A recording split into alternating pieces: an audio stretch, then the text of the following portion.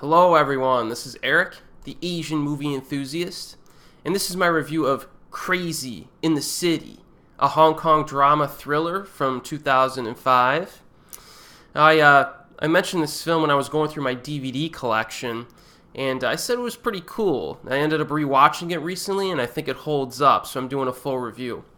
So this is about an unambitious constable who regards his work as a job but not a career, who is partnered with an energetic and conscientious policewoman, whose dedication and devotion to her line of duty begins to change his outlook a little bit on work and life. So these patrol officers do their thing in the Hong Kong streets, mainly responding to petty calls and insignificant infractions.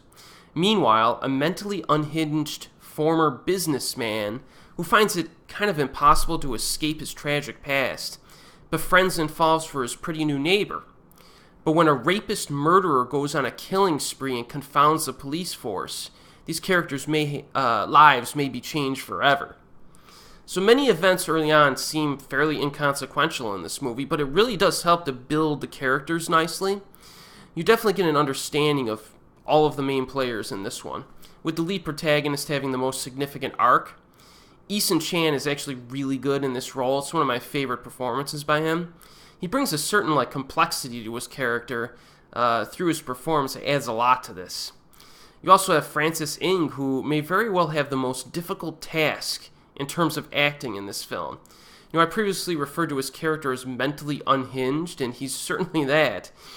But the great thing about him here is that he accurately portrays a man who you can tell was very intelligent and talented in his prime before he lost it. Even more interesting, though, is that he continues to almost live in the past part of the time and blends his past experiences and torments with those that he encounters in the present. Kind of hard to explain, but you'll understand if you decide to watch it. So Crazy in the City is one of those films that is a little bit different. There are some significant tonal shifts in this one. Much of it is a drama with some light humor, but then there are some unnerving sequences from the rapist-murderer subplot. None of the murders or rapes are actually shown on screen, so you don't have to worry about that, but some of them are inferred, and that's enough to impact the viewer in this case. Now, the introduction of this antagonist provides some good suspense, but the strengths of the film is really about its ability to blend the lightheartedness and the solid drama through its well-developed characters.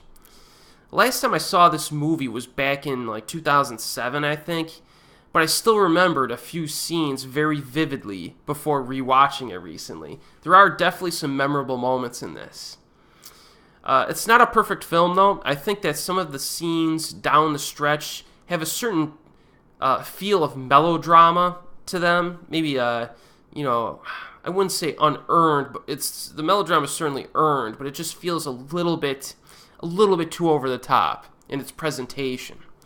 And it may have been more impactful with a more tempered approach there. There are also a few fade-outs in terms of editing that felt a bit awkward. Not a high-budget film either, so the production values are just kind of modest. But this is a pretty solid flick, Crazy in the City. Definitely recommend it. It's moderately available on DVD. You should be able to find a copy fairly easily out there. So as always, I will see you next time.